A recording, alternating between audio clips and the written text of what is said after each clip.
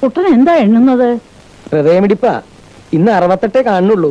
4 കുറവാ. എണ്ണം തെറ്റി കാണും. അല്ലെങ്കിൽ കുട്ടന് നേരാമണ്ണോ എണ്ണാൻ അറിയാഞ്ഞിട്ടാവും. 1 2 കുറഞ്ഞാലും സാരല്ല. ഹൃദയം ഇടിക്കണ്ടല്ലോ, അത് തന്നെ ഭാഗ്യം. എങ്ങനെയാ ഇടിക്കാണ്ടിരിക്കുക? നല്ല കരിങ്കല്ല് പോലുള്ള ഹൃദയല്ലേ. എന്താ വീരനായരെ? ഞാൻ തന്റെ പണിക്ക് വരാമെന്ന് വെച്ചു. മോനെ ഇനി പറഞ്ഞയക്കുന്നില്ല. ചെറുപ്പക്കാരല്ലേ, എന്തെങ്കിലും അബദ്ധം പറ്റിയിട്ട് പിന്നെ വിഷമിച്ചിട്ട് കാര്യമില്ലല്ലോ.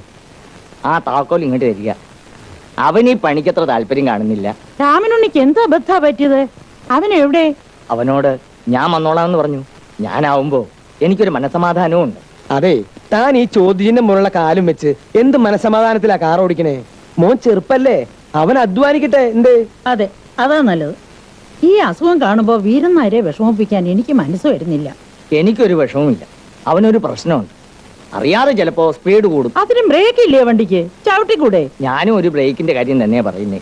ഇപ്പൊ അങ്ങനെ ഒരു ബ്രേക്ക് ഇട്ടേ പറ്റൂ. അയ്യോ അച്ഛൻ!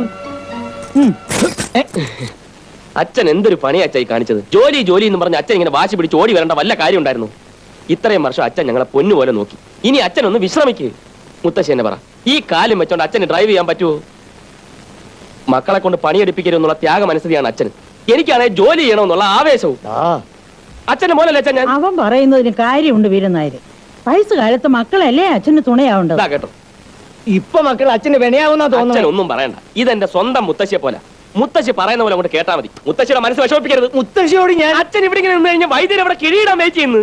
എന്നും ചെല്ലി വീരനായരെ. അച്ഛനൊന്ന് മനസമാനായിട്ട് ഇരിക്കുന്നു കണ്ടിട്ട് വേണം എനിക്കൊന്ന് കണ്ണടയ്ക്കാൻ. അല്ല, ഒന്ന് നിവർന്ന് നിൽക്കാൻ. അച്ഛൻ ഇങ്ങോട്ട് വന്നേ. വൈദ്യുതി പാട്ടിന് പോകും. ഇപ്പൊ വരാം മുത്തശ്ശി. ഇത്രയൊക്കെ പറഞ്ഞിട്ടും എന്റെ ആത്മാർത്ഥത അച്ഛൻ മനസ്സിലാക്കാത്തതിലാണ് എനിക്ക് വിഷമം. നില്ല്. ചെരുപ്പ് ഇട്. എടാ, ഒന്നും പറയണ്ട, എല്ലാം വീട്ടിൽ ചെന്നിട്ട് പറയാം. അച്ഛൻ വീട്ടിൽ ചെന്ന് വിശ്രമിക്ക്. എടാ മോനെ, നീങ്ങി വാ. നിന്റെ പ്രായം കഴിഞ്ഞാ ഞാൻ വന്നത്. പോലീസുകാരുമായി ചീട്ട് കളിക്കുന്നൊരു ചൊല്ലുണ്ട്. എന്റെ താടി നീങ്ങാത്തോ? പോലീസുകാരുമായി ചീട്ട് കളിക്കരുത്. ശമ്പളം കിട്ടിയ ദിവസമല്ലേ? എന്താ പ്രോഗ്രാം? ഇന്ന് ക്ലാസ് കട്ടിയല്ലേ? ഈ പകല് ഞാൻ ഡെവിളിന് തന്നിരിക്കുന്നു. ആദ്യത്തെ ശമ്പളമല്ലേ, അതെനിക്ക് വേണ്ടി പൊട്ടിച്ചൂടെ? പൊട്ടിക്കാം, അതിനെന്താ?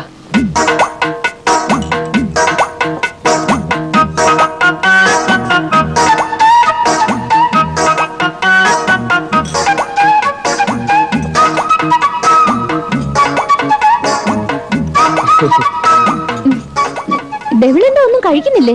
എനിക്കൊന്നും കഴിച്ചൂടാ. വ്രതമാ. വ്രതമോ? തിങ്കളാഴ്ച വ്രതം. ബുധനാഴ്ചയല്ലേ? അത് തന്നെ, ഈ ബുധനാഴ്ച എടുക്കുന്ന തിങ്കളാഴ്ച വ്രതം. ആഴ്ചയിൽ 7 ദിവസമാണല്ലോ. ഞാൻ ബുധനാഴ്ചയാണ് തിങ്കളാഴ്ച വ്രതം എടുക്കുന്നത്. അതൊരു ശീലമായി പോയി. തിങ്കളാഴ്ച വ്രതം എടുക്കുന്ന പെണ്ണുങ്ങളല്ലേ നല്ല ഭർത്താക്കന്മാരെ കിട്ടാൻ വേണ്ടി? അതിപ്പോ തിരിച്ചു ആകാമല്ലോ. നല്ല ഭാര്യമാരെ കിട്ടാൻ വേണ്ടി ആണുങ്ങൾ എടുക്കുന്ന വ്രതം. ഇനി എന്താ വേണ്ടത്? ഇനി എന്താ വേണ്ടത്? എന്ത് വേണേലും പറഞ്ഞോണം, മടിക്കരുത്. അതെ, നമ്മുടെ ഡെവിളിന്റെ സന്തോഷത്തിന് വേണ്ടി നമുക്ക് ഒരു ഫലൂഡ കഴിക്കാം. ഫലൂഡ ഉണ്ടോ? ഉണ്ട് സാർ. സാധാരണ ഇവിടെ ഫലൂഡ കാണാറില്ല. ഇവിടുത്തെ സ്പെഷ്യൽ ഐറ്റം അതാണ് സാർ. ഞാൻ ഉദ്ദേശിച്ച ഫ്രൂട്ട് സാലഡാണ്. തിരിഞ്ഞുപോയി. ഫ്രൂട്ട് സാലഡ് കഴിക്കാൻ മറന്നുപോയി. ശരി, 8 falooda, 8 fruit salad. Excuse me, ആ ബില്ലൊന്നും ഉണ്ടെന്ന്. Okay sir. ബില്ലിന് വലിയ താമസമാ, കിട്ടിയില്ലാന്ന് വരും.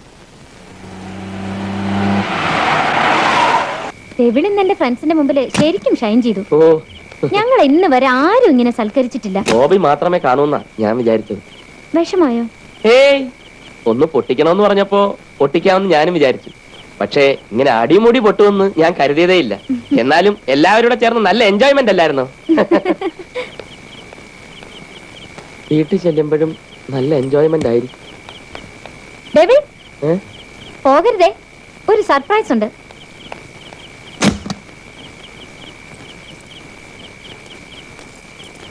എന്താ സർപ്രൈസ് ഉണ്ടെന്ന് പറഞ്ഞത്?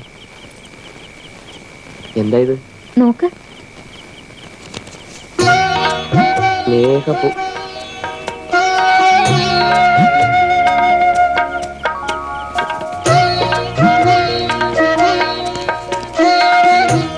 നോക്ക്. വേണ്ട, ഞാൻ സൗകര്യം പോലെ പിന്നെ തുറന്ന് വായിച്ചോളാം. ഏയ്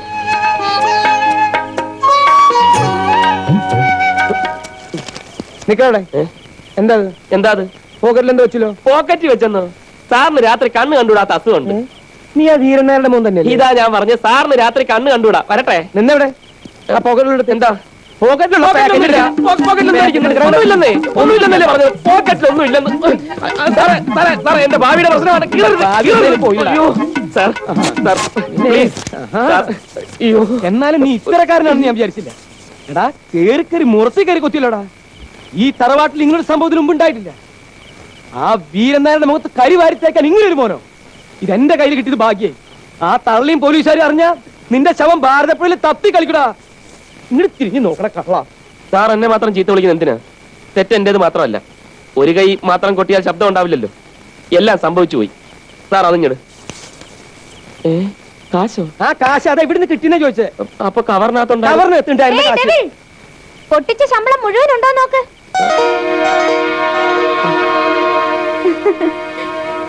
ഓ അത് ശരി. അല്ല നീ എന്തിനാ എന്നെ കണ്ടപ്പോ കാശ് ഒളിപ്പിച്ചു വെച്ചത്?